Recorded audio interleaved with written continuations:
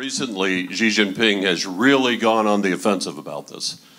He's giving speeches that were secret to his generals. He's giving speeches to the Politburo. He's giving a lot of direction and a lot of forceful guidance that we're going to take Taiwan. And so when Xi Jinping says, one way or the other, we're going to take Taiwan, he's really ramping up the talk about it. He's ramping up the preparations on the military front for it, and he's ramping up the political warfare side. When he says we're going to take Taiwan, we ought to believe him. We ought not to ignore that. So plan A right now is to interfere with the elections. If they can get the outcome, if Xi and the CCP can get the outcome they want from the election here 8 days from today, then that makes that job easier. The annexation of Taiwan becomes easier. It is a very important election for the free people of Taiwan. It is equally important for Xi Jinping and the Chinese Communist Party. Taiwan presents an existential threat to the Chinese Communist Party.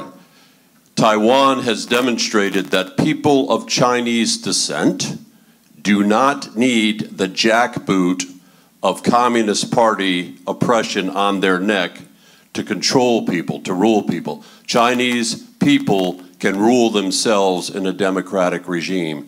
This is a threat to the Chinese Communist Party.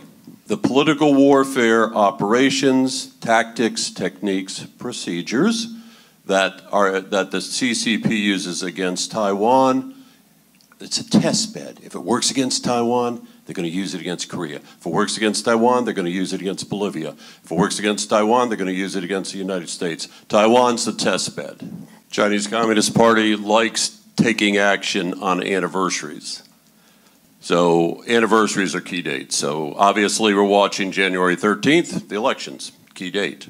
But others that we need to keep our eye on in the coming year that might guide or might be a trigger point for other actions would, of course, be the October 1st, the founding of the People's Republic of China, the founding on October 10th of the Republic of China, and then they're watching carefully the outcome of the United States elections that will go in November of this year.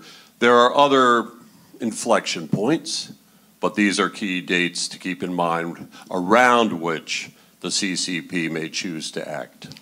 The 2008-2016 period was very hard on Taiwan because of President Ma's, some would call it, extreme opening to the People's Republic of China. Basically, the intelligence community, the law enforcement community, so much of academia were infiltrated under Ma's policies.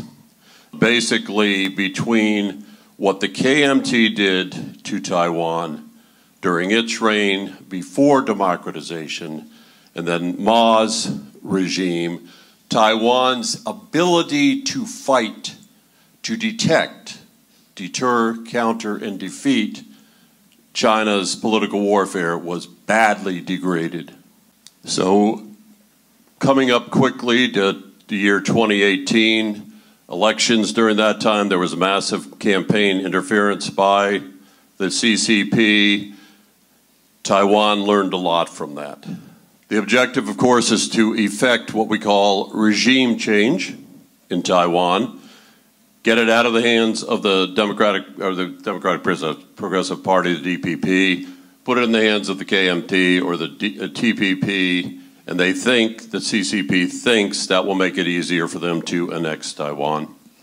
Same strategies that are being used against Korea, same strategies that are being used against my country, the United States, are the same strategies that the CCP is using against Taiwan.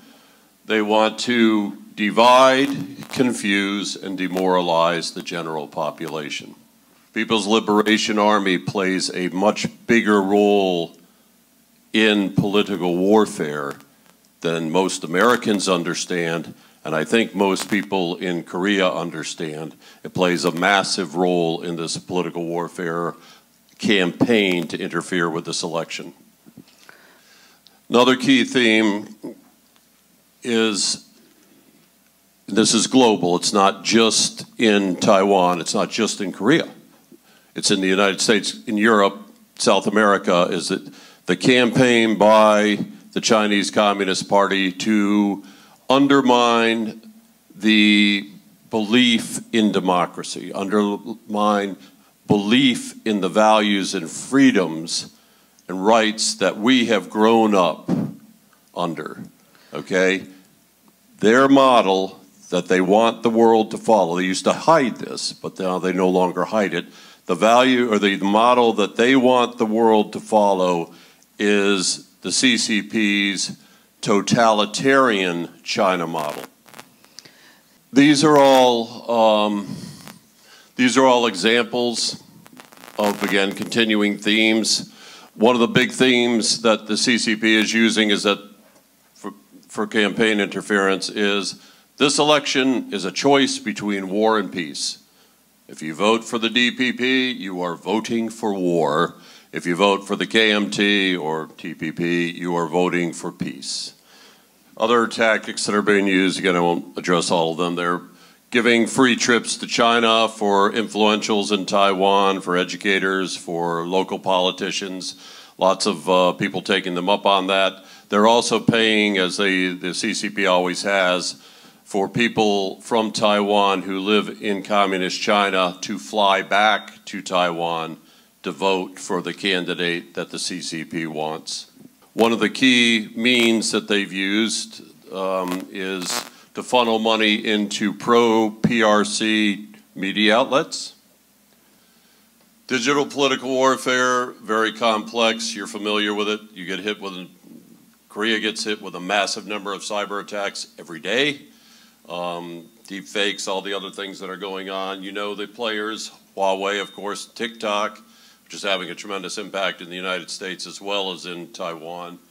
The People's Liberation Army Strategic Support Force, the SSF, plays a major role in this that people don't understand, most people don't understand. So we get to know the players, the Communist Party players on this a little better.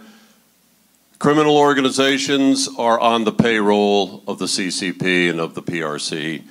That gives the PRC and the CCP deniability.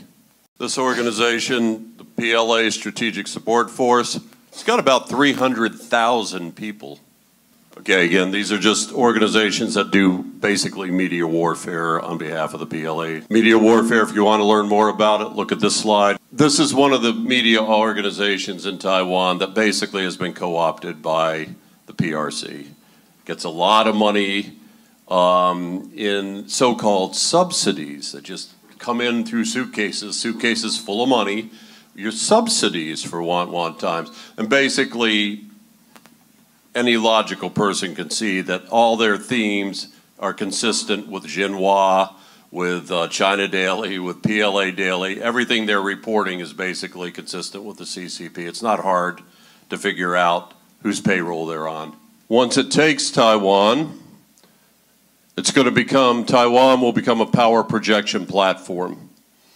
The deep sea submarine bases on the east side of Taiwan, the airfields, they'll be just forward basing for the People's Liberation Army to reinforce the islands that they've made in the South China Sea and to push out for its, quote, historic claims against Korea, against Japan.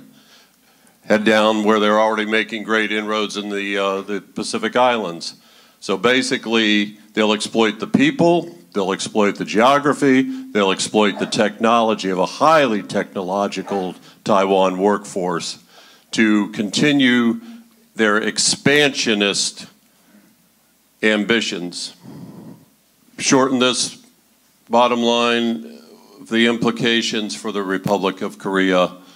Learn from Taiwan, work together with Taiwan to see how they've been able to fight the campaign interference by the CCP, and then build the network with good people from Taiwan that you're already building here to get that depth of expertise so Korea can remain free, Korea can fight Chinese political warfare effectively. That concludes my presentation. I'm sorry I went a little bit long, but I'm hopeful that what I talked about is of use to you. 감사합니다.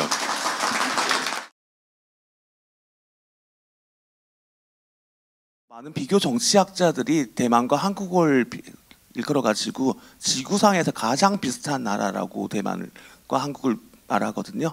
그래서 대만 사례가 어떤 시사점을 주는지 제가 오늘 말씀드리겠습니다. 대만의 정치 지형은 크게 파란색과 녹색으로 크게 구분되는데요. 그래서 펜블루, 범남, 범국민당 진영과 범록, 녹색 진영으로 나누어 있습니다. 파란색은 중국 국민당의 상징 색깔이고요. 초록색은 중국이 아닌 대만의 민주진보당, 현재 집권당의 상징색입니다. 기본적으로 타이베이 북부를 중심으로 해가지고 북부 진영에서는 범남, 파란색 국민당 계열 정당이 우수하고요. 까오숑이라고 한국 부산에 해당하는 제1 항구 도시가 있는데 그 남쪽 지역을 중심으로는 범록 계열 정당이 우세한을 보이고 있습니다. 그래서 대만의 파란색 하늘과 녹색 대지에 비치어 가지고 남천 녹지라고 하기도 합니다. 이거는 이제 가장 최근에 치러진 선거인데요. 대만 같은 경우는 선거가 총 3종류가 있습니다. 일단 총통, 부총통을 뽑는 대선, 그다음 입법원, 국회의원을 뽑는 총선, 그리고 지방선거가 있는데요. 특이한 점은 2012년도에 선거 주기가 거의 일치를 했었어요. 그래서 2011년 12월에 입법원, 국회의원 총선이 예정돼 있었고요. 그 다음엔 2012년 3월 달에 총통선거, 대선이 예정돼 있었는데 3개월 단위로 전국 단위 선거를 다시 치르는 거는 비효율적이다라는 지적이 나왔었고요. 2012년 1월 달에 총선과 대선을 합쳐가지고 통합해서 선거를 치르고 있습니다. 총통 임기도 4년이고 입법위원 임기, 국회의원 임기도 4년이고요. 지방자치단체장 임기도 딱 4년인데 대만은 4년마다 한 번씩 대통령 선거랑 국회의원 선거를 같이 치르고요. 그 중간인 딱 2년째에 중간 평가 결과인 지방선거를 치르고 있습니다. 이건 가장 최근에 치른 2022년 11월 달에 치른 지방선거 결과인데요. 제가 아까 말씀드렸듯이 북쪽은 국민당을 위시한 파란색 계열 정당이 우세하고 남쪽은 민진당을 위시한 초록색 계열 정당이 우세하다는 것인데 거의 정확하게 이렇게 나왔습니다. 하얀색으로 표시된 것은 대만 민중당과 무소속으로 표시되어 있습니다. 네. 민중당 같은 경우는 창당한 지가 그렇게 오래되지 않았는데 국민당과 민진당 양당 체제가 오랫동안 지속되고 있는데 양당 체제에 지친 젊은 세대를 중심으로 한 중도층을 공략하기 위해서 좌우 극단을 지향을 하고 배제를 하고 중도 실용주의 노선을 치르고 있습니다. 그래서 대만은 국민당을 중심으로 범남 파란색 계열 정당 기본적으로 중국에 가까운 정체성을 가지고 양안 통일을 추구하고 있습니다. 그래서 국민당이라고 하는데 공식 명칭은 중국 국민당이거든요. 그리고 민진당, 현 집권당이죠. 민진당 중심으로 범록 계열 정당은 중국이 아닌 대만 정체성을 가지고 대만의 독립을 궁극적으로 추구하고 있습니다. 민주진보당의 정당 강령이죠.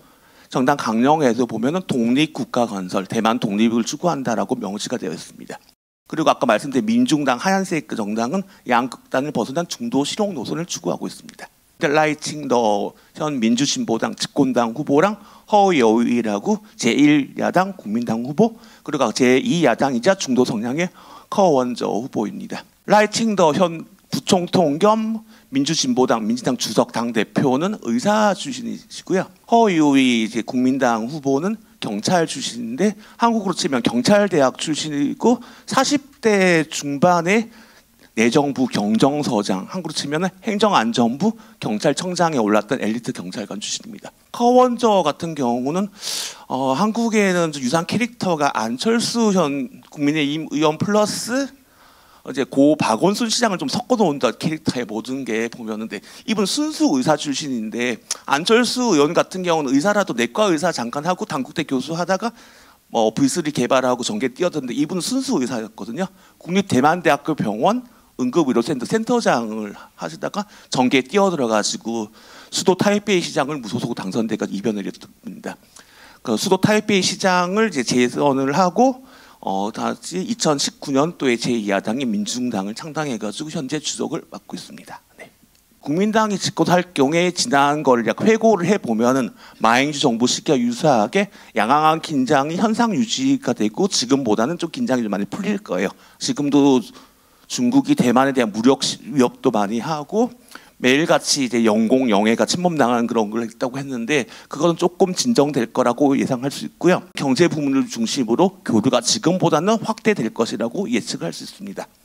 만약에 근데 이제 지금 집권당 민진당이 한 번 더 4년 더 집권할 경우에 천수이벤 정부가 2000년부터 2008년까지 집권했었는데 그때도 양안 간 긴장 수위가 높았고요. 아니면 현 정부 2016년부터 올해까지인데와 유사할 때 중국과 대만은 공식적인 대화를 단절하고 있고요. 무력 침공 위협 수위는 점점 높아질 것이라고 예상해 볼 수 있습니다. 그리고 양안 간의 가장 큰 문제는 하나의 중국 또는 하나의 중국과 하나의 대만의 문제인 건데요. 중국, 그러니까 중화인민공화국은 하나의 중국 정책을 내세우면서 대만을 분리할 수 없는 중국의 일부분이라 주장하고 있습니다. 대만뿐만 아니라 독립 움직임 있는 신장 위구르라든지 티베트라든지 그리고 영국으로부터 반환받은 홍콩, 그다음에 마카오, 그러니까 포르투갈로부터 반환받은 마카오 등등 하나의 중국 원칙에 의해서 나눌 수 없는 일부분이라는 것을 주장하고 있고요. 기본적으로 국민당을 위한 파란색 계열, 범랑계열 정당은 이 원칙을 수용하고 있습니다. 다만 하나의 중국을 대표하는 실체에 있어 가지고 다툼의 여지가 있다고 보는 것이죠. 그러니까 중국 본토의 중화인민공화국과 지금 대만 쫓겨난 중화민국이 어느 게 정통을 가지느냐는 다툼의 여지가 있는데 중국은 하나다, 원 차이나라는 건 동일하고 있는 것이고요. 아까 민진당 아까 제가 설명 때 중국이 아닌 대만 정체성을 더 가진다고 했잖아요. 하나의 중국 원칙을 수용하지 않고 중국과 다른 대만 정체성을 강조하고 궁극적으로 대만 독립을 추구하고 있습니다.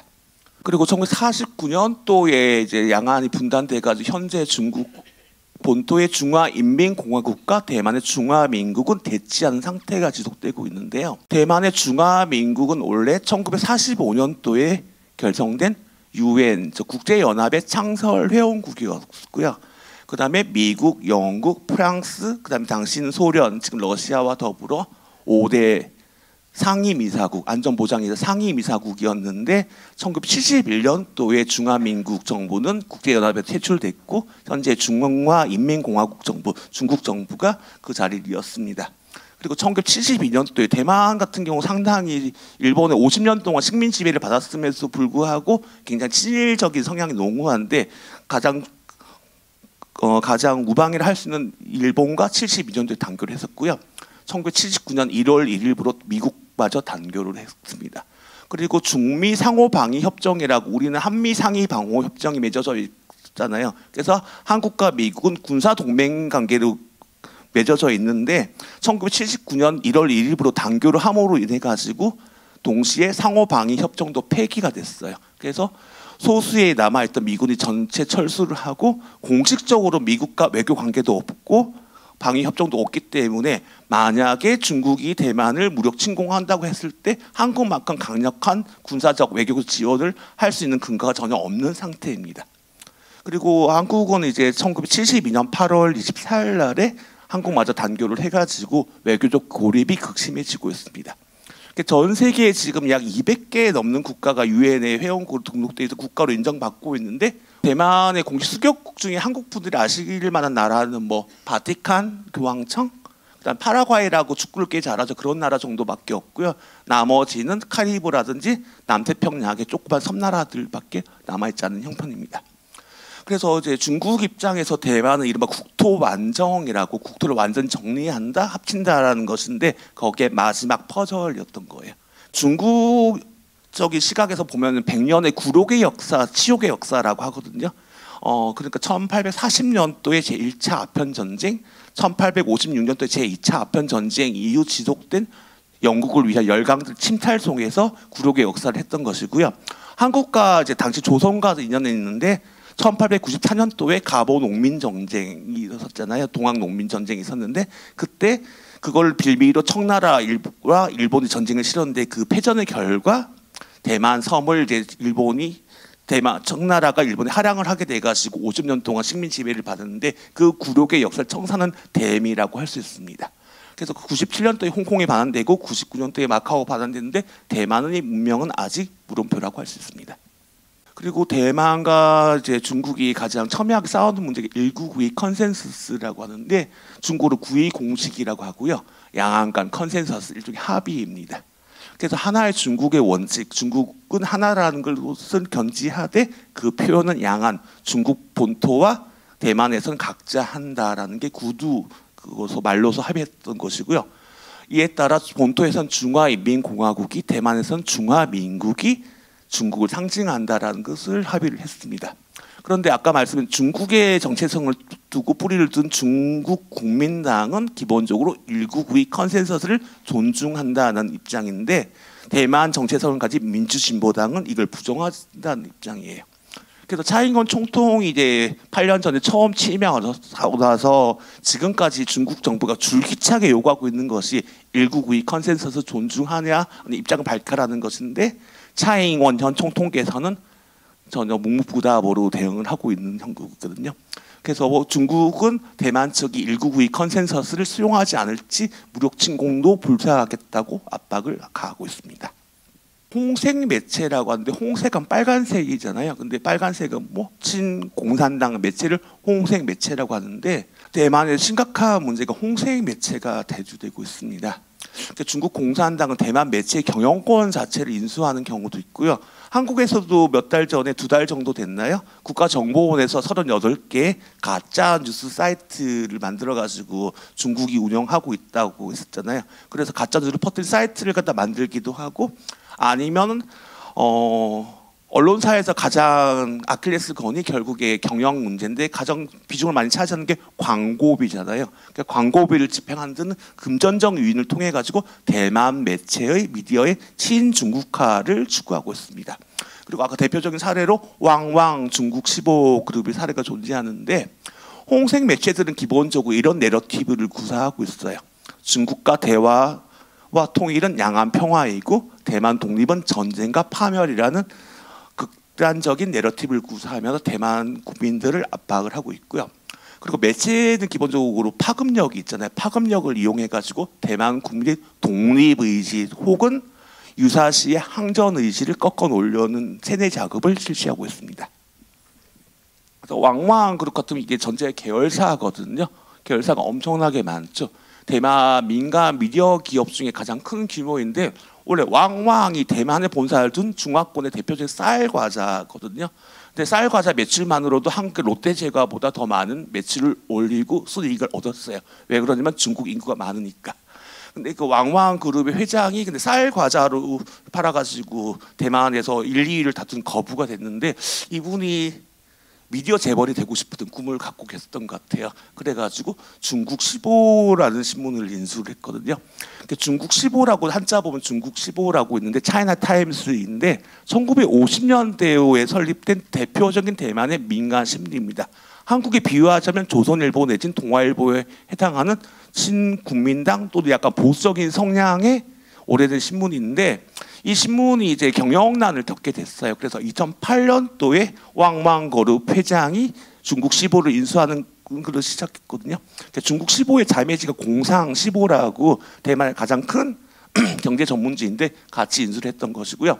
왕보라고 해가지고 이건 양안 관계를 전문으로 하는 건데, 왕보라는 것을 신문사를 설립했고, 그다음에 중국의 지금 대만에 6개의 지상파 방송인데, 그 중 하나가 이제 중국 방송공사, 중국 전시공사라고 돼 있죠. 네, 한국에서는 일본식으로 방송이라고, 중국어권은 전시라고 하는데, 중국 방송공사 CTV가 민영화를 할 때 지분을 전체를 인수해가지고 지상파 방송을 사들였던 거고요. CTI라고 케이블 TV인데 주로 뉴스를 전문으로 파는 방송인데 그것도 인수를 하고, 각종 신문, 잡지, 그다음에 인터넷 매체, 여행사 등을 망라하는 약 20개가 넘는 거대한 대만 최대의 종합 미디어 그룹을 만들었습니다. 이거는 홍색 매체를 거절한다라는 것인데, 이거 제가 대만에 유학하던 시절에 이게 거대지로 이뤘거든요. 이 왕왕 그룹의 중국 15를 비롯해가지고 아까 말씀 CTI라고 아까 뉴스 방송 화면 보셨죠? 그거를 방송에서 보면 굉장히 편파적으로 방송을 해요. 굉장히 친중국적으로 얘기하고, 중국과 대만은 떨어져서는 안 되는 거고, 그리고 어찌 보면 공산당으로부터 많은 광고비라든지 자금 지원을 받아가지고 중국 공산당의 나팔수 노릇을 많이 하는 매체인데, 중국 15를 비롯한 이 홍색 매체를 거절한다는 운동이 대대적으로 일어났습니다. 그래서 중국은 금전을 이용한 대만 정치인, 언론인, 군인을 대상으로 매수 공작을 진행 중인데요. 한 달 전쯤에 됐나 아마 한국 뉴스에도 많이 나와가지고 많이 기억하실 텐데 대만의 현역 육군 중령이에요. 중교라고 하는데 그분이 치누크라고 대형 수송 헬기 조종사였는데 중국 정부에 약 200억 원의 포섭이 됐다는 거예요. 그 치누크 헬기를 가지고 몰고 중국 항공모함에 착함을 하면은 약 200억의 보상금을 주겠다라고 했는데 중간에 들통이 나가지고 실행에 옮기지 못해 미수에 거쳤는데 그게 굉장히 충격을 줬던 것이고요. 대만의 이제 뭐 최소 뭐 중령 대령 아니면 장성급 고급 장교들이 대부분 스파이로 포섭돼가지고 중국 정부에 많은 기밀을 넘기고 있어가지고 문제가 되고 있습니다. 그리고 또 하나의 충격적인 사실은 대만도 한반도 못지않게 전쟁의 위험이 항상 상존하는 국가인데 만약에 양안 간 중국과 대만 간 전쟁이 난다면은 투항하겠다라는 항복 서약서를 갖다 현역 장교들이 썼다는 거예요. 그것도 이제 대만 수사 당국에 적발돼가지고 구속이 됐었는데 이런 충격적인 일이 많이 벌어나고 있습니다. 그리고 대만 같은 경우는 한국보다도 정당 설립이 좀 더 자유롭고요. 한국은 아직까지 공산당 설립은 안 되잖아요. 근데 대만 같은 경우는 원래는 반공이 강한 나라라서 안 됐는데 대만의 그러니까 헌법법정 함께 치면 헌법재판소에서 공산주의 계열 정당도 이거는 공산주의 문제가 아니라 보다 높은 기본권인 국민의 집회 결사 아니면 창당의 자유에 해당하는 문제이기 때문에 허용이 된다라고 했거든요. 그 이후로 대만의 공산당이라든지 아니면 친중국 정당들이 많이 설립이 됐었는데 친중국 정당을 직접 후원하거나 아니면은 그 기존 정당에 있는 사람들을 포섭해가지고 중국 공산당의 스파이를 만드는 공작들이 많이 적발되고 있습니다. 그리고 이것도 최근에 한국 뉴스도 많이 보장됐는데 대만의 이제 지방선거가 한국과 좀 재미있는 게 한국은 여기 서울 특별시구 25개 구가 있잖아요. 근데 지방선거마다 서울시장을 뽑고 구청장을 뽑고 나머지 구청 산하의 동장들은 구청장이 임명하는 구조로 되어 있는데 대만은 반대거든요. 시장은 직접 선거로 선출을 해요. 근데 대도시의 구는 구장이라고 하는데 구장은 시장이 임명하는 것이고요. 대신 가장 풀뿌리 기초자치단체가 촌리, 한국 치면 동읍면동에 해당하는 건데 거기 촌리장은 매번 직접 선거로 선출을 하는데 이런 촌리장이 가장 국민들의 가까이 있고 영향력을 미칠 수 있는 생활 정치를 하는 사람들이기 때문에 이 사람들을 영향하기 위해서 중국이 무료 혹은 저가 중국 관광 패키지를 대거 제공하고 있어가지고 일본은 지금 수사를 받고 있습니다. 예를 들어서 5박 6일 정도의 중국 본토 관광 프로그램인데 거기에 이틀 정도는 중국 공산당 관련 사적지라든지 공산당 관련 역사, 공산당 관련 이제 뭐 영화를 관람한다든지 그런 걸 끼워 넣고요. 그 프로그램이 예를 들어 5박 6일 정도 하면 대충 200만 원, 250만 원을 했을 때 그 절반 혹은 아예 무료로 중국이 제공하는 걸로 촌리장들한테 영향 끼친 걸로 해가지고 대만 수사에 대상 들어왔습니다. 인지전인데 사람의 이제 인지 능력을 교란시키는 건데 중국은 대만에 여론 공작을 하고 친중국 후보 당선을 위해 인지전을 전개하고 있습니다.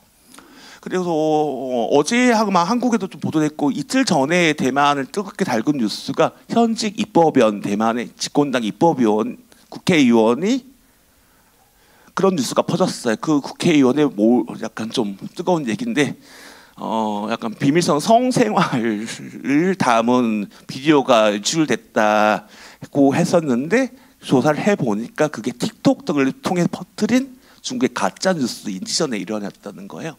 그래서 그런 걸 전개하고 있다는 거고 가짜 뉴스를 예를 든다면 예를 들어서 타오위엔 공항이 이제 한국 치면 인천국제공항처럼 대만을 대표하는 공항인데 타오위엔 공항이 중국의 폭격을 받고 있다든지 근데 가짜 뉴스인 거고 아니면 총통이라든지 지금 집권당의 고위 인사 관련해 가지고 악성 루머를 갖다가 틱톡에 아니면 쇼폼 같은 플랫폼을 통해 가지고 퍼뜨리는데 가짜 뉴스를 전개하고 있다는 겁니다. 그래서 가장 이제 지금도 뭐 전 세계 규제가 많이 되는 틱톡 같은 중국에서만 플랫폼이 있는데 그게 이제 플랫폼을 삼고 있는 거고요. 여기도 보면 이제 저는 이제 언론학을 전공했는데 커뮤니케이션 이론 중에 설득을 하려면 어떻게 해야 되냐면은 100% 거짓말만 해도 안 되고요. 100% 진실 말하도 안 되는데 적당히 섞어야 되거든요. 카드 섹션 기법이라 하는데 진실과 거짓을 교묘하게 섞어가지고 대만 국민들의 인지 능력을 혼란시키고 있습니다. 핵심은 현 민주당 정부의 부정적인 측면을 부각하는 것이고요. 어떤 게 있냐면 예를 들어서 TSMC로 대표된 대만 반도체 기업들이 약진을 하면서 작년 기준으로 명목상 국민소득에서 다시 한번 대만이 한국을 역전했어요. 그런데 어떤 뉴스를 퍼뜨리냐면 그거는 국민들한테 퍼뜨린 뉴스 우리는 아무 상관없는 남의 일이다. TSMC 직원들이 돈을 많이 벌었지 당신 돈 번 거 아지 않느냐? 차이건 총통은 엉망이다. 뭐 그런 뉴스를 하는 거고요. 민주당이 재집권 시에는 파국을 피할 수 없다. 전쟁으로 가는 지름길이라고 대만을 겁박하고 있습니다.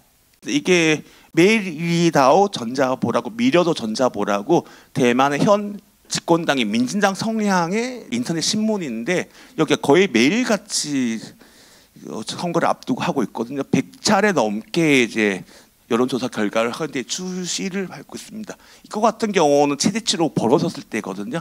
여기가 약간 편향이 있어요. 민진당계열 현 집권당에 좀 가깝긴 한데 최대치로 했을 때 1위인 지금 현 민진당 후보와 2위인 현 국민당 후보의 표차는 약 10% 가까이 오차 범위를 벗어나는 것이고요.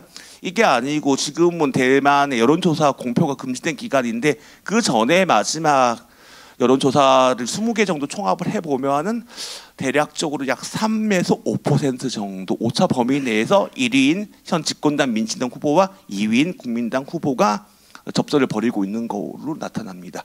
세 번째 같은 여기 민트색을 보시면 되는데 지금 제가 본 마지막 조사에서 약 20% 정도를 기록했었거든요. 근데 20% 정도를 기록하는데 더 이상 빠지지 않고 있는데 대만의 민트색으로 기록된 후보를 지지하는 층들이 기본적으로 30, 40대 중도층, 그다음에 보면은 이제 대도시나 중소도시의 화이트 칼라 계층들이 중도층을 많이 이제 지지를 하고 있는데 이 사람들 성향이 약간 극단적인 양당 정치는 굉장히 신물난다, 지쳤다라는 거고 제3의 길을 좀 모색하고 싶다는데 이 계층이 결국에 내가 다음 주 토요일에 선거의 향배를 결정할 걸로 예측을 하고 있습니다. 그래서 대만과 중국은 선거를 앞두고 있는데요. 중국이 노골적으로 무력 위협을 하고 있는데 저는 개인적으로 그거는 조금 역효과를 많이 냈다고 봅니다. 제가 아까 말씀드린 1996년도에 대만 직선제가 복원되고 나서 첫 총통 선거를 치렀는데 그때는 제2차 대만 해협 위기라고 해가지고요. 중국이 대만 해상에서 미사일 위협 시위를 했고 그때는 항공모함은 없어가지고 항공모함 포위를 하지 못했는데 구축함과 순양함을 동행해가지고 대만 해협에서 전쟁 위협을 최대 고조시켰는데 그 속에서 오히려 대만 국민들은 더 단결이 됐어요. 중국은 더 믿을 수 없고 반대로 튀어나가가지고 당시 리덩웨이 총통이 20%에 가까운 표차를 벌리며 압승을 했던 기록이 있고요. 아까 두 번째 말씀 2020년도 선거에도 중국이 대만 선거에 굉장히 많이 개입을 했는데 그 전에 2019년도에 홍콩의 민주화 시위가 있었잖아요. 근데 대만 사람들이 홍콩의 사태를 보면서 이렇게 한 거죠. 홍콩의 오늘은 대만의 내일이다. 대만의 미래를 보려면 지금 홍콩 보면 된다 하면서 극심하게 중국에 대한 반중 감정이 생겼었거든요. 그렇게 해서 결과적으로 차이잉원 총통의 개선에 도움을 줬던 게 중국이었는데 지금도 여러 가지 인지전, 그다음에 정치전, 심리전 아니면 모든 초안전이라고 해가지고 한계를 초월한 모든 전쟁을 전개를 하고 있지만 실질적으로 대만 국민의 여론에는 영향을 주는 부분도 물론 있지만 큰 틀에서 보면 대만 국민들이 더 중국과 멀어지게 하고 있다라고 저는 평단을 하고 있습니다. 그래서 제가 오늘 이제 한 30분 정도 말씀드린 것 같은데 이제 지구상에서 가장 비슷한 나라를 꼽히는 대만 사례를 말씀드렸습니다. 네, 감사합니다. 네. 기본적으로 국민당 보수정의 정당이고요. 권위적인 묘소가 있고 민진당이 이름에서도 민주적이고 좀 더 진보적인 성향인데 좌우로 나왔을 때 우파 정당은 국민당이 맞습니다. 그런데 한국과 반대인 게 중국을 대한 태도가 국민당은 기본적 뿌리가 중국에 있다 보니까 친중정 스탯을 띠하는 거고 민진당은 중국에 대만의 정책을 준다 보니까 중국에 반중정 스탯을 뜨는 거지 기본 정당 이념 자체는 국민당이 보수 정당이고요. 그리고 아까 선생님 말씀하신 보면 뭐 반은 이제 중국에 대한 태도 때문에 좌파가 됐다 하는데 그걸 하면은 중국에 대한 태도를 기준으로 하면은 이제 한국도 마찬가지인데 북한에 대한 태도를 기준으로 좌파 우파가 많이 나눠지잖아요. 그래서 선생님 말씀이 반은 제가 동의를 하겠고 반은 동의를 못 하는 게 기본적으로 국민당 우파 정당이고요. 제가 정당에 대해 말씀드리자면은 국민당과 국민의힘이 정말 비슷해요. 좀 약간 공무원 정당이면서도 굉장히 뭐랄까 배보름 보수라고 할까요? 현실에 안주하려면서 하는 정당이고요. 민주진보당과 민주당 이름도 비슷하지만 비슷하거든요. 그래서 1986년도에 지금 민주진보당이 창당됐는데 그때에도 당외라고 불렸습니다. 국민당 계엄령하에서는 국민당 외에 정당 설립이 허가되지 않았기 때문에 당외 국민당 밖에 있는 인사, 제도권 밖에 있는 인사, 그다음에 이런 뭐 운동권 출신들이 결성한 정당인데 이제 정당을 만든 지 30년이 넘고 그 40년 가까이 되면서 기득권화가 된 거예요. 그 사람들도. 그리고 지난 정부가 이제 5년 만에 이제 문재인 정부가 정권 교체된 것 중에 하나가 이제 기득권화된 민주당의 부정부패 문제였던 거잖아요. 근데 지금도 보면은 대만의 지금 민심이 굉장히 민주당 정부에 화가 많이 나 있는 상태예요. 기본적인 민심이 8년 동안 집권했는데 부패했고 인사도 자기들끼리 이런 코드 인사를 한다는 거예요. 그게 굉장히 많이 부패했다는 거라서 선생님 말씀에서 중국에 대한 태도로 좌파 우파를 나누면은 국민당이 좌로 간 게 맞고 민진당이 우로 간 게 맞는데 기본적 일상적으로 스펙트럼을 두고 보면 국민당이 아직까지 우파 정당입니다. 그리고 1979년도에 두 번째 말씀드리는데 1월 1일부로 미국과 중국이 단교를 미국과 중국이 수교를 하고 대만과 미국이 단교를 했고요. 그게 4월달에 상하원이 국내법이에요. 미국 국내법 형식으로 대만 관계법 TRA를 통과시켰는데 거기에 기본적으로 대만 해협에서 안정을 추구하는 거고요. 대만에 대한 방어용 무기만을 하는 거고 대만의 유세 시 미국이 개입할 수 있는 근거를 만들어 뒀는데 아까 제가 말씀드린 거는 우리나라 한미 동맹처럼 공식적인 동맹 관계도 아니고 대만과 미국은 이제 국교가 없기 때문에 개입할 근거가 상대적으로 약하다는 것입니다. 그래서 AIT라고 불리는 이제 미재대만 협회라고 해가지고요. 사실상 대사관 역할을 수행하는 비공식 외교 기구를 타이베이랑 대만 까오슝에 설치해서 운영을 하고 있습니다. 우리 사회는 이미 그 대만과 멀리 떨어져 있어가지고 사실은 우리나라의 5대 교역국입니다. 5대 교역국인데 멀리 떨어져 있어서 우리 한국 사회 일반적으로는 대만을 갖다가 별개의 사안으로 이렇게 인식하는 경향이 굉장히 강합니다. 그런데 이 대만 사례는요 우리와 전혀 별개의 사안도 아니고요. 그리고 그냥 간접적으로 연결되어 있는 그러한 사안도 아닙니다. 그냥 직결되어 있는 사안입니다. 직결되어 있는 사안. 그래서 우리가 대만 선거에 그리고 중국의 이 개입에 관심을 받는 이유입니다. 일단 먼저 말씀드리고 싶은 것은 중공은요. 저는 항상 이 중국 공산당과 중국을 갖다가 분리해서 이렇게 말씀을 드립니다. 우리가 지금 논의하고 있는 것은요. 중국이 아니고요. 중국 공산당입니다. 중국 공산당. 물론 이게 엄밀하게 구분할 수는 없어요. 하지만 그래도 명확하게 구분해야 된다. 그래서 중공이라고 통일하겠습니다. 이 중공은요, 기본적으로 현재 그건 아마 다 아실 겁니다. 이들이 세계 패권을 갖다가 장악을 하겠다. 그래서 중국 공산당이 영도하는 그러한 중화 질서. 중화민족의 이 세계 질서를 구축하겠다. 이것이 이들의 목적입니다. 그래서 이것과 관련해서 그동안 뭐 우리가 잘 알다시피 많은 이 정책들 전개했고요. 이제는 이들이 굉장히 좀 이 설득력은 없어요. 그런데 이른바 그러면 니들이 주장하는 이 뭐 새로운 질서. 그래서 저 미국이 만들어 놓은 이러한 자본주의 질서가 아니라 니들이 얘기하는 중화 질서라는 게 무엇이냐라고 하는 거를 갖다가 이제 계속 질문을 하다 보니까 우리가 만들 질서라고 하는 거는 세 가지로 나누어지지. 그것은 바로 글로벌 개발 이니시에이티브 아마 1대1로 많이 들어보셨을 겁니다. 이게 바로 우리의 이 제안하는 새로운 것이지. 그리고 새로운 글로벌 안보 질서도 새로 만들어야 된다. 그리고 이제는 이 글로벌 이른바 문화 이 이니시에이티브 이런 것까지 제시를 하고 있습니다. 그래서 이걸 바탕으로 해서 이제 그 중화 질서를 하겠다 이렇게 하는데 그거에 대한 내용은 이제 자세히 말씀드리는 건 이제 시간 관계상 생략하고요. 이들이 어쨌든 이 목적은 뭐냐면 이 중국 공산당이 영도하는 중화 질서를 갖다 구축하겠다는 겁니다. 그런데 그 중화 질서를 구축해 나가는데요. 이 가장 기본 단위, 기본으로 1단계로 이들이 달성해야 되는 게 뭐냐하면 일단은 그 홍콩 마카오, 지금 홍콩은 다 접수가 됐잖아요. 그리고 이 지정학적으로 이 대만입니다. 대만은 반드시 중국이 흡수를 해야 됩니다. 그리고 또 하나가 바로 한반도입니다. 한반도, 북한과 함께 한국은 반드시 장악해야 됩니다. 반드시. 그래서 뭐 우리나라를 무력으로 침략해가지고 뭐 이런 게 아니고요. 그냥 이들이 지향하는 거는 친중 종속 정권을 만들면 됩니다. 친중 종속 정권. 이 키입니다. 키는 친중 종속 정권.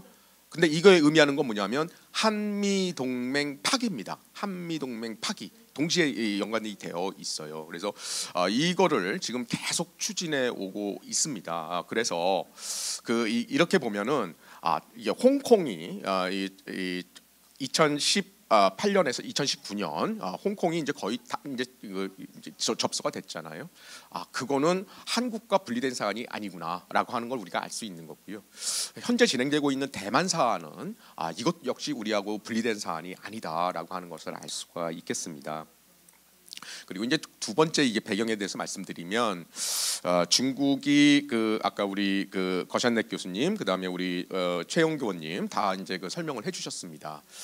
특히 이제 이 마잉주 정권 때 대만 정부가 중국에게 거의 그냥 다 열어놓은 대만을 활짝 열어놨습니다.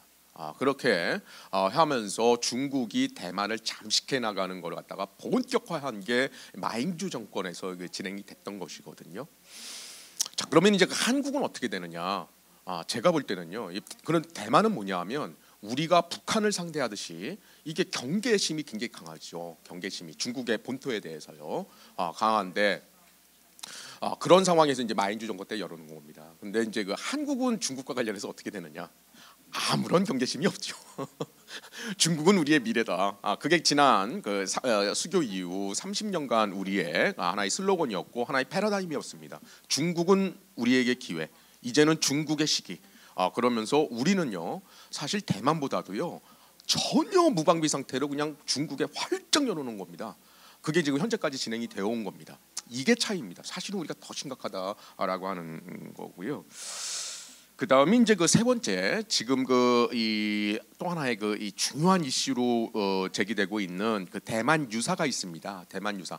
그러니까 이 시진핑이 대만을 무력 통일하겠다라고 하는 그런 것들을 갖다 공언을 했습니다. 공언했는데 물론 가능성은 거의 없습니다. 제가 볼 때는 이거는 만약에 진짜 대만을 무력 침공한다, 이거는 중국의 자멸의 길입니다. 자멸의 길. 자멸의 길인데 어쨌든 이들이 뭐 이렇게 하면서 대만 위기가 굉장히 올라가고 있잖아요. 그런데 대만 문제는 역시 마찬가지입니다. 대만의 위기 또는 대만의 유사 사태는 바로 한국의 유사 사태입니다. 한국의 유사 사태 전혀 별개가 아닙니다. 그냥 바로 직결되어 있습니다. 오히려 대만 유사가 발생하기 전에요 먼저 정지 작업을 해야 되는 곳이 바로 한국입니다. 왜냐하면 여기 한미 동맹이 있고 주한미군이 있잖아요. 그리고 이 주일미군 이렇게 다 연결돼 있다. 자유의 이 안보 협력체가 되어 있다고요. 그래서 이거 먼저 무력화시켜야 되거든요. 그래서 먼저 사실 우리한테 들어오게 되어 있습니다. 그래서 대만 유사는 한국 유사다. 오히려 한국 유사가 성격은 다르지만 먼저 온다라고 하는 거, 그거를 먼저 이게 배경으로 말씀드리고요. 자, 그러면 이 대만에 대해서 중국이 대만을 장악하기 위해서 어떻게 해오고 있느냐? 이 중국 군사 전략가의 표현에 의하면 이들은 그것을 초한전이라고 얘기하고 있습니다. 초한전. 그래서 한계를 초월하는, 한계를 뛰어넘는 무제한 전쟁이다라고 하는 그러한 전쟁 개념으로 지금 이들은 그러한 전쟁 개념을 가지고 있습니다. 그래서 이걸 바탕으로 해가지고요 대만을 갖다가 계속 장악하기 위해서 모든 방향에서 이 공격을 사실 해오고 있는 겁니다. 중국 공산당의 개념으로는 이게 전쟁입니다. 이게 전쟁입니다. 우리하고 전쟁 개념이 다릅니다.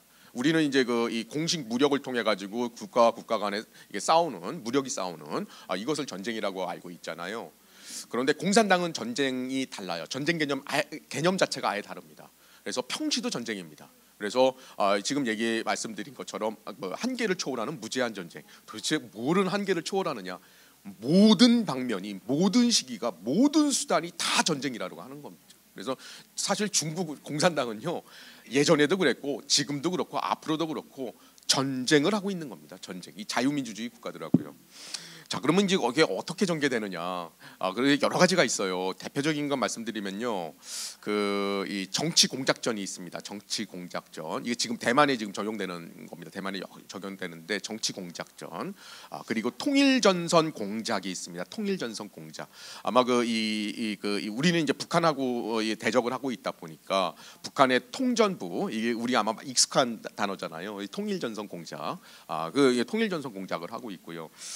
그리고 그 다음에 이들이 하고 있는 게 미디어 인지전입니다. 미디어전, 여론전, 인지전.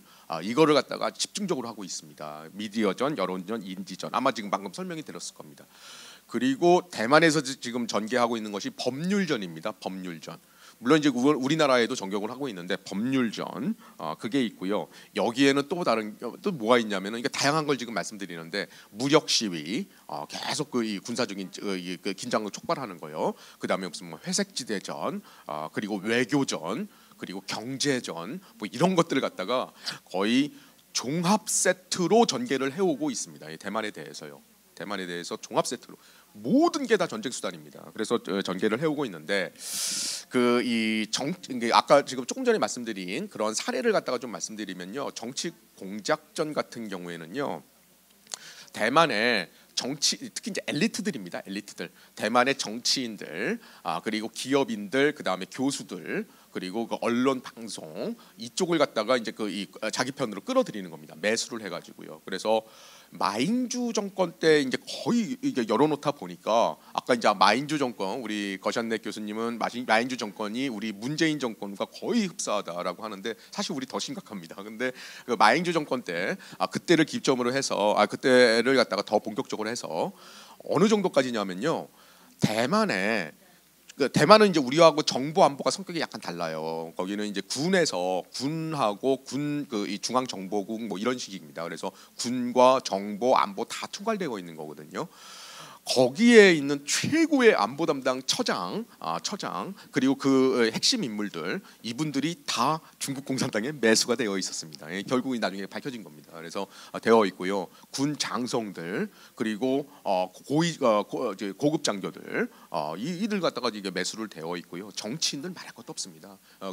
특히 이제 그 국민당을 타겟으로 해서요. 국민당이 하고 기업인들 그리고 이제 언론 미디어입니다. 언론 미디어 이쪽으로 들어와 있고, 그 다음에 이제 이 통일전선이라고 한다면은 자기와 같은 편을 갖다가 다 규합을 하는 겁니다. 자기와. 그래서 이 대만에서 이른바 본토 출신들 그리고 이제 국민당 쪽이죠. 그래서 이들과 같이 연대전선을 구축하면서 이들한테 정치적인 특혜, 경제적인 특혜, 온갖 것들 주면서 이제 중국 편으로 끌어들이는 이러한 것들을 해오고 있습니다. 그래서 이제 이러한 것들이 지금 이 현재 선거를 앞두고 본격적으로 이게 전개가 되어오고 있는데, 이거를 갖다가 지금 이게 구체적으로 말씀을 드리고 우리가 주목하는 이유가 뭐냐면요, 바로 이게 그대로 우리나라에 지금 적용이 되어오고 있다는 겁니다. 적용이. 그리고 이제 우리 같은 경우에도 올해 40총선을 갖다가 앞두고 있잖아요. 이거 앞두고 지금 이게 본격적으로 전개되고 오고 있는데, 그 행위 패턴을 갖다가 좀 볼 필요가 있습니다. 행위 패턴을, 얘네들이 공작을 이게 다방면으로 전개를 해오는데 어떤 행위 패턴을 가지고 있느냐, 보통 이렇게 해옵니다. 그러니까 중국 공산당이 오랫동안 사회를 갖다가 우리나라 대만 이거 잠식해 나가는 거거든요. 그래서 정치 공작전으로 엘리트들 다 매수하고 교수들 매수해가지고 교수들이 나와가지고 우리의 기회는 중국이다. 한중 관계 정말 중요하다. 우리는 경제는 중국에 목매여 있다. 어떻게 하려고 그러냐 뭐 이런 식으로 뭐 이런 식으로 이제 교수들 내세워서 하는 거예요. 그래서 뭐 이러한 것들을 해 나가고 군인들 그리고 공안, 경찰, 안보 이쪽 사람들이 이제 매수해 나가고 요구하고 있고요. 플러스 해가지고 뭐 하냐면은 오랫동안 바로 친중 그룹을 갖다가 사회단체에서 쫙 이게 이 중국 편으로 끌어들이는 겁니다. 그걸 갖다가 위해서 조직화를 시키고 이런 기반을 갖다가 가지고 오고 있고요. 그 다음에 이런 기반을 바탕으로 해서 또 뭘 하냐면은요, 이제 다 설명을 했습니다. 그 이 여론전 인지전입니다. 여론전 인지전. 대만의 방송, 아까 신문 인수했다고 그랬잖아요. 신문. 그래서 신문, 방송 이걸 통해 가지고 국민들한테, 대만 국민들한테 계속 그 이 주입을 하는 겁니다. 그래서 아주 편향된 그러한 그 뉴스와 정보들을 갖다가 계속 주고요. 그 다음에 대만에 그 있는 인터넷 공간에서 여론 조작하고요. 여론 조작하고 그러면서 대만 민심을 갖다가 자꾸 이반시키는 겁니다. 그리고 서로 이게 갈등해서 싸우게 만들고 이렇게 하는 거죠. 그래서 이러한 기반들을 쭉 깔아놔요. 근데 그 방향이 어떤 방향이냐? 바로 중국 공산당이 원하는 방향입니다. 원하는 방향으로 그렇게 해오는 작업을 갖다가 이렇게 계속 해왔습니다. 아까 조금 전에 말씀드린 거가 홍색 언론이라든지 뭐 이런 부분들이 있잖아요. 이런 거 있는데 그 패턴이 바로 이제 이렇게 정리가 될 수 있겠어요. 정치 공작전 매수를 통해 가지고 되어 있고 통일 전선 공작, 그 다음에 그 이 미디어 여론전, 인지전 뭐 이런 것들을 갖다가 쭉 해놓은 다음에 일단 이것을 밑바탕을 기반을 마련한 다음에요. 그 다음에 자기들이 원하는 시기, 그 거션네 교수가 말씀하신 것처럼 중요한 시점을 봐야 된다. 지금 1월 13일 그 이 총통 선거와 입법원 선거, 그리고 이 우리나라로 치면 40선거입니다. 총선. 그리고 그 다음에 이 미국의 대선, 뭐 이런 시점 있잖아요. 바로 이렇게 딱 계기가 왔을 때 집중적으로 이제 이걸 갖다가 그동안 깔아놓은 기반을 갖다가 촉발을 시키는 겁니다. 촉발을 시키는 겁니다. 근데 대만에는 어떻게 나타나냐 하면은 그 촉발을 갖다가 어떻게 하냐면은 무력 시위 방향으로 들어갑니다. 무력 시위를 해가지고 자꾸 이걸 갖다가 이 위기감을 갖다가 하면서 압박을 주고 해주는 거죠. 그래서 심리적으로 그냥 무너지게 이렇게 해놓은 겁니다. 이 촉발제로서. 그래서 그런 사건들을 계속 일으킵니다. 계속 일으키고요. 또 하나가 사이버 공격입니다. 사이버 공격. 그래서 오늘날에는 이제 그 우리 이 모든 사회 기관 시설이라든지 이런 것들이 인터넷하고 연관이 되어 있잖아요. 그러다 보니까는 이때 사이버 공격해서 이거 갖다가 해킹을 하고 그리고 사회 기관 시설을 갖다가 정지시키고 다운시키고 이렇게 되면 굉장히 이게 동요가 되잖아요. 이렇게 촉발을 시키는 겁니다. 촉발. 그런 다음에 이 선거에서 이게 우위를 갖다가 유지를 하면서 친중 대만 후보를 갖다가 내세우고요. 이러면서 이제 자기들이 장악해 나가는 방향을 갖다가 해오고 있는 거거든요. 그래서 이제 이 여론과 미디어전 관련해서는요, 가장 대표적으로 오늘 다 설명이 들었지만 이런 겁니다. 가장 대표적인 게요. 첫 번째는 뭐냐면은 민진당 후보를 갖다가 정책 실패했다. 그 다음에 이들이 공약을 안 지켰다. 그리고 뭐 이런 식으로 이제 계속 비난하는 거. 이건 기본이고요. 그 다음에 두 번째는 뭐냐면 바로 민진당에 투표를 하면 바로 이거는 전쟁이다. 민진당 투표 전쟁, 국민당 투표 평화.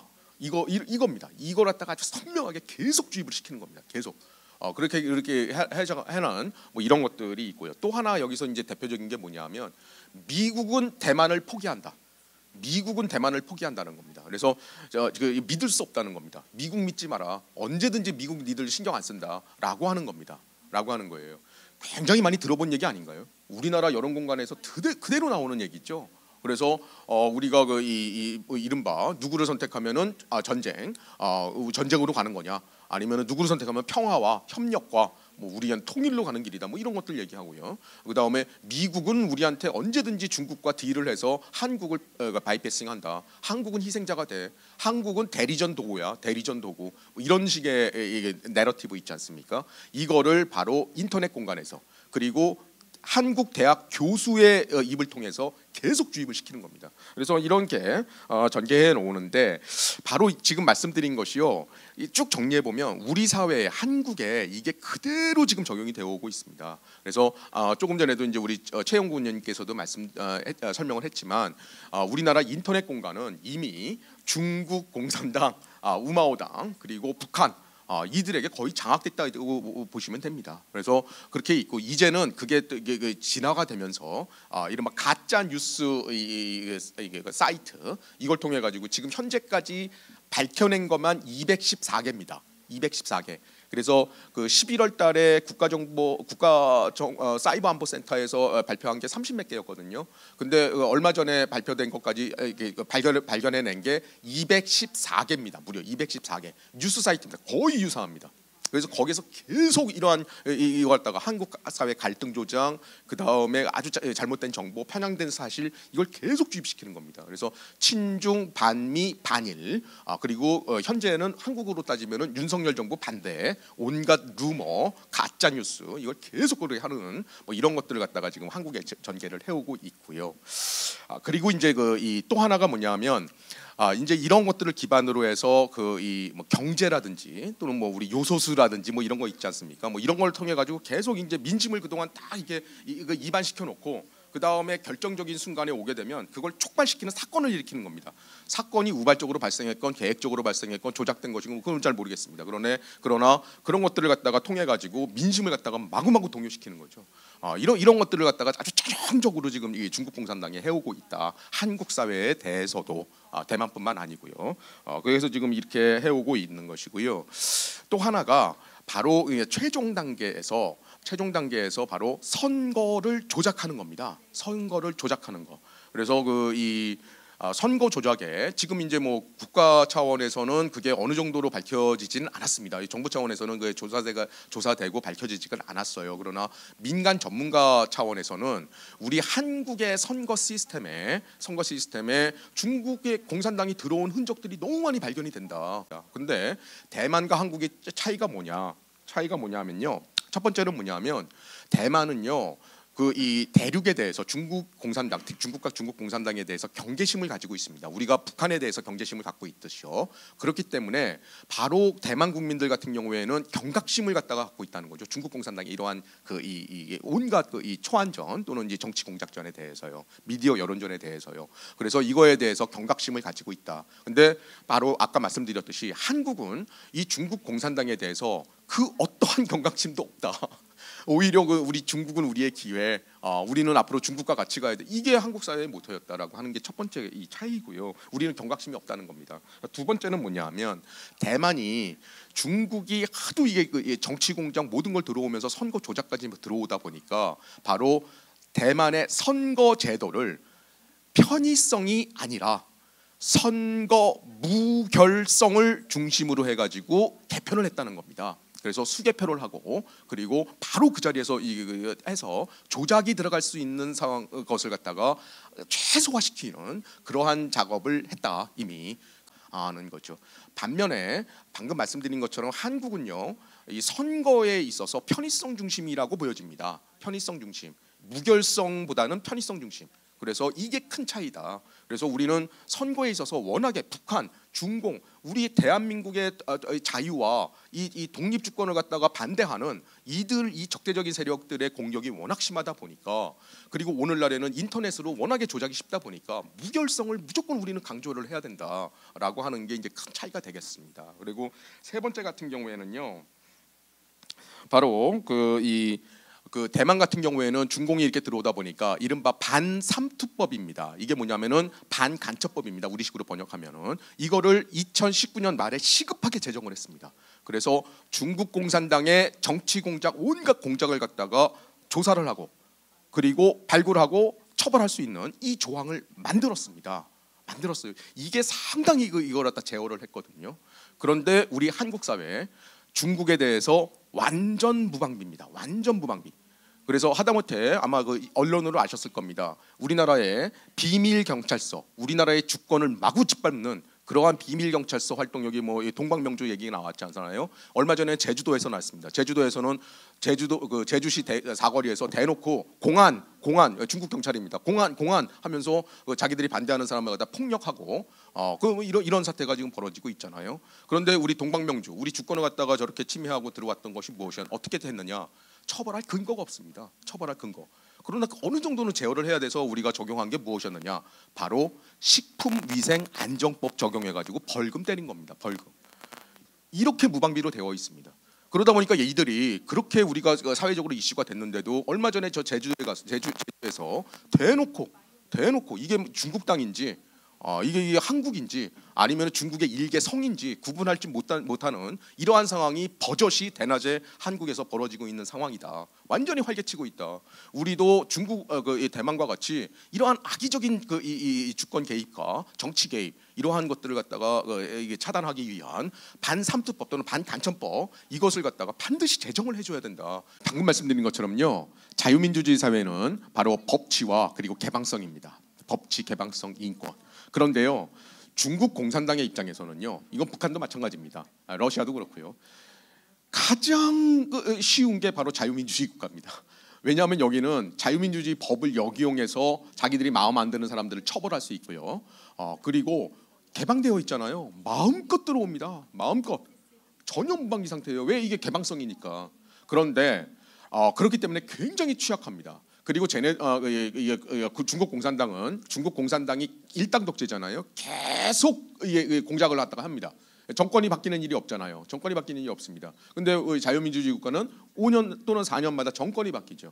그러다 보니까 이거에 대한 대응을 갖다가 제대로 할 수 없는 여러 가지 취약점이 있습니다. 이거 갖다가 이제 또 여러 민주주의의 문제 이런 거 갖다가 이제 디모크라시 디포시라고 해가지고 여러 가지 자유민주주의 체제 이 제도에 대한 문제가 있잖아요. 그런데 그럼에도 불구하고요, 바로 자유민주주의는 전체주의에 비해서 월등하게 강합니다. 월등하게 강합니다. 왜냐하면 우리는 바로 이러한 걸 통해서 자정 능력이 있고 스스로 개선해 나가는 겁니다. 이게 개방성이고요. 그러면서 우리가 더욱더 건강해지는 겁니다. 그래서 저 전체주의 국가들과는 비교가 안 되는 상태로 우리가 발전해 오는 거예요. 시민사회, 시민문화, 경제, 정치 이런 것들이 발전할 수 있는 강력한 힘을 가지고 있습니다. 다만 이것이 만약에 이 자유민주주의와 전체주의를 단순 비교한다면은 뭐 이렇게 얘기할 수 있겠는데, 문제는 뭐냐면요. 현재 우리가 직면하고 있는 건 뭐냐하면 북한과 중국 공산당과 같이 바로 조직적으로 이 자유민주주의를 파괴하려고 하는 것에 우리가 직면해 있다는 거예요. 그렇기 때문에 근데 그들은 바로 우리의 약점을 갖다가 이용한다는 것이 바로 현재에 우리가 직면하고 있는 커다란 위험입니다. 커다란 위험. 그렇기 때문에 자유민주주의는 비교를 할 수가 없다. 비교할 수 없습니다. 권위주의나 전체주의와 비교할 수 없어 건강하고 우월합니다. 다만 이 체제가 이 전체주의의 공격으로부터 방어하기 위해서는 바로 방어적 자유민주주의, 방어적 자유주의, 방어적 민주주의를 반드시 해야 되는 겁니다. 반드시. 방어적 민주주의란 건 뭐냐? 바로 전체주의자들이 우리의 체제를 이를 이용해서 우리를 파괴하는 것을 막는 겁니다. 그래서 우리를 파괴할 자유를 주지 않는 겁니다. 그런데 한국 사회는 현재 너무나도 안타깝게도 우리를 파괴할 자유를 우리의 제도로서 제공하고 있는 거예요. 현재는. 한국 사회의 방어적 민주주의 반드시 독립해야 됩니다. 이거는 독일이라든지 다른 국가, 대만이라든지 다 가지고 있어요. 그래서 이러한 위협의 직면에서는 우리를 파괴할 자유를 우리의 제도로서 제공해서는 안 되는 겁니다. 이거는 막아야 된다. 이게 방어적 민주주의입니다. 이 방어적 민주주의가 정말 시급한 게 한국이다. 이 방어적 민주주의를 바탕으로 해서 저들의 악의적인 공격을 최대한 최소화시키고, 그렇게 된다면 전체주의와 자유민주주의는 비교할 수가 없습니다. 몇 가지 주제를 말씀드리겠습니다. 첫째는 중국 공산당이 과연 대만을 무력으로 침공할 것이냐. 지금 이제 교수님께서는 그렇지 않을 거다라고 말씀하셨는데, 저는 전혀 정반대의 생각을 가지고 있습니다. 물론 중국 공산당은 대만이 핵심 이익 중에서도 핵심이다라고 공공연하게 숱하게 얘기를 하고 있어요. 얘들이 진심입니다. 핵심 이익 중에서도 핵심이다. 그래서 일하는 플랜 A, 거샤네 교수님 플랜 A라고 말씀하셨는데, 플랜 A는 물론 이제 통일조선 공작을 무기로 선거를 통해서 대만 정권을 이제 종속화시키는 게 이제 일환이지만, 그게 안 되면은 얘들은 틀림없이 전쟁을 도발할 것이다. 그것도 머지않아서. 제가 이렇게 판단하는 이유는 시진핑이 정상적인 인물이 아니에요. 중국이라는 나라를 무너뜨리기 위해서 할 수 있는 최선을 다하고 있는 것 같습니다. 예를 들어서 중국몽이랄지 1대1로 같은 걸 내세워서 중국의 고립을 자초하고 또 방처법이라는 걸 제정을 해서 외국 자본을 전부 다 쫓아내고 있잖아요. 그리고 국진 민퇴니 뭐 IT 기업 단속, 또 통계, 은폐, 왜곡 등등을 통해서 중국 내에서의 경제 활동을 전부 다 이렇게 고사시키고 있어요. 말 그대로 정말 진심으로 중국을 무너뜨리고자 하는 의욕이 없으면 이렇게 하기 어렵다라고 판단될 정도로 시진핑이 비합리적인 짓들을 지금 하고 있단 말이에요. 저는 그 연장선 위에서 시진핑이 얼마든지 미친 짓을 할 수가 있다라고 확신합니다.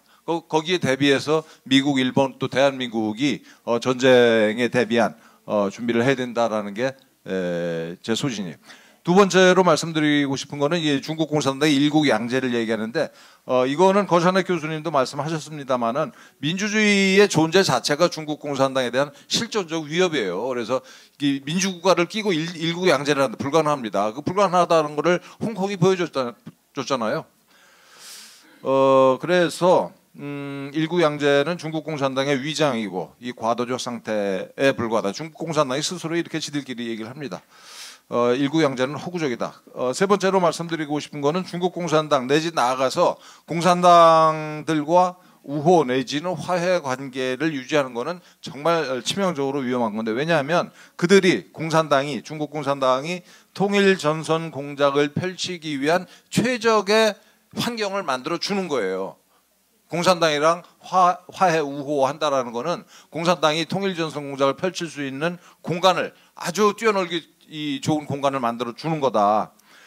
우리 경우, 이 대한민국의 경우가 그 대표적인 경우죠. 한중 수교 이후에 30년 동안 정말 중국 공산당이 대한민국을 상대로 지들 멋대로 공작을 했어요. 그래가지고 지금 대한민국의 정치, 경제, 사회, 문화 등 전방위적으로 특히 여론 주도층이 권력 있고 돈 있는 사람들은 다 지금 친중화됐다. 과거 30년 동안. 이게 가능했던 이유는 이걸 양심의 가책도 없이 이제 친중파가 된 자들이 많은데, 왜냐하면 미국이 과거 30년 동안 중국이랑 우호 관계를 유지해 왔잖아요. 그래서 대한민국의 이 상층부가 실제로 친중이면서 친미를 할 수 있었어요, 지금까지. 양심의 가책 없이 친중화 됐습니다. 대한민국 상층부는 다. 무시무시한 거지. 그럼에도 불구하고 대만이나 대한민국이 넘어가지 않은 이유는 미국 중심의 그 글로벌 공급망에 우리가 편입이 돼 있기 때문에 친중파 못지않은 친미 세력이 광범위하게 포진하고 있고, 또 국제 질서를 미국이 지키고 있기 때문에 우리가 아직 안 넘어간 거다, 이렇게 보고 있습니다. 네 번째로 말씀드리고 싶은 거는 이제 대만의 선택입니다. 아까 그 교수님도 말씀하셨습니다만은 이 중국 공산당은 대만 사람들한테 미국에 대한 불신, 미국이 대만을 버릴 거다, 이렇게 선전을 하고 있는데, 제가 단언컨대 미국이 대만을 포기하는 건 불가능합니다. 이 중국 공산당이 대만이 핵심 이익 중에서도 핵심이다라고 얘기하듯이 미국 입장에서도 대만이 핵심 이익 중에서도 핵심 이익이에요. 참 재미있고도 살벌한 거는 미국에서 공공연하게 만약에 대만을 중국 공산당에 뺏기었을 경우에 미국이 할 일이 뭐냐, 그거는 대만에 있는 이 반도체 공장들을 전부 다 폭격해 버리는 것이다 라는 얘기를 미국의 국회의원이랄지 또는 그 군 관계자들일지 공공연하게 얘기를 해요. 한국에는 잘 소개가 안 돼 있지만. 그리고 이 돌아가신 그 일본 아베 수상이 대만 유사, 대만에 이번 일이 있으면 이거는 일본 유사다. 이건 뭐 재론의 여지가 없는 거죠. 만약에 이게 대만을 뺏기게 되면은 일본의 국가 안보가 그냥 흔들흔들하는 겁니다. 대한민국은 어때요? 또 교수님이 말씀하신 것처럼 대만 유사는 대한민국의 유사예요. 그 대한민국이 대만을 진짜 강 건너 불처럼 생각하는 거는, 이렇게 이 여론을 이렇게 무지하게 이끌어온 대한민국의 그 학자들, 언론, 정치인들 정말 죽일 놈들이죠. 대만 유사는 대한민국의 유사예요. 그럼 이 얘기를 대만 사람들한테 정말 전달하고 싶은데, 만약에 대만이 친중을 선택하면은 오히려 전쟁 가능성이 고조된다. 당장은 아니더라도 결국은 정말 살벌한 전쟁이 터질 수밖에 없어요. 이 얘기를 길게 할 필요는 없을 것 같습니다. 대만이 친중의 길을 걸으면 초토화될 수 있어요. 이 얘기를 하고 싶고, 두 번째 그러면 번영이 끝나는 거죠. 대만이 오늘날 이 사는 생활 수준을 이 유지할 수가 없습니다. 대만 사람들이 이 사실 잘 알고 오는 선거에서 그야말로 현명한 선택을 할 거라 믿어요. 끝나는 겁니다. 이 중국 공산당 선택하면, 친중파 선택하면 대만은 끝나는 거예요. 이 중국 공산당은 우리 대한민국을 상대로 무슨 짓을 하고 있는가에 대해서 잠깐 말씀드리겠습니다. 대한민국이야말로 사실상 지금 친중국가죠. 근데 우리가 중국 공산당에 대응하기 위한 법률적 또 제도적인 장치가 지금 없어요, 여러분. 그 형법에 간첩죄라고 있는데 이 형법상의 간첩죄를 적용해서 잡을 수 있는 간첩이 우리나라에 없습니다. 간첩이라 하면 이 적국을 위해서 말 그대로 간첩하는 자를 형법상 이 간첩인데, 우리나라 지금 적국이 있나요? 북한은 적국이 아니고 반국가 단체예요. 반국가 단체. 그래서 국가보안법으로 규율을 하는 거고, 북한의 간첩들은 형법의 적용을 받지 않습니다. 지금 중국이랑 우리가 전쟁을 하는 게 아니기 때문에 중국이 적국이 아니에요. 그러니까 중국 공산당이 지금 대한민국에서 간첩질을 하고 있는데 전혀 손을 댈 수 있는 법적 근거가 없어요. 대만은 아까 교수님 말씀하신 것처럼 2019년에 반집투법을 제정을 했고, 또 2022년도에는 국가안전법을 개정을 해가지고 경제간첩죄라는 걸 신설을 했어요. 최소 5년, 12년까지 징역을 때릴 수 있는 이 법인데, 우리나라는 이 경제안보와 관련해서 얼마나 황당하냐면은 이 기술을 훔쳐다가 파는 놈 잡잖아요. 지금까지 잡힌 놈들 쭉 이렇게 형량을 파악을 해보니까 전경련에서 나온 자료입니다. 60%는 무죄, 걸린 놈들. 60%가 무죄, 27%는 집행유예예요. 그럼 이런 현실에 대해서 대한민국 국회의원 놈들은 도대체 야를 막론하고 말해. 이거는 의도적으로 지금 대한민국을 정치 경제적으로 위협하고 있는 최대 세력이 중국 공산당인데, 그걸 방치하고 있는 거예요, 지금. 대한민국 국회가. 저는 이런 입법상의 혜택, 필요한 법률 재개정을 거부하고 안 하고 이게 외면하고 있는 이유가 중국 공산당에 포섭됐기 때문이다라고 저는 확신합니다. 그래서 결론적으로 무엇을 할 것인가? 민주당은 선거 때마다 이번 선거는 한일전이다라고 선동을 해요. 그런데 이번에 이 4.10 총선의 본질은 한일전이 아니고 사실 한중전이죠. 그럼 진짜 뭘 할 것이냐? 정말 미약하지만 여기 모인 분들이 제가 보기엔 거의 다인 것 같습니다. 반중 시민단체, 그리고 반중 언론, 그리고 작긴 하지만 반중 정당, 어쨌든 대한민국의 반중 세력들이 연대 활동을 좀 열심히 해야 되겠다. 오늘 이 자리도 사실은 그 일환이고, 그래서 이런 모임을 계속 개최해주고 계시는 우리 에포크타임즈 그리고 중국전략연구소에 심심한 감사의 말씀을 드립니다.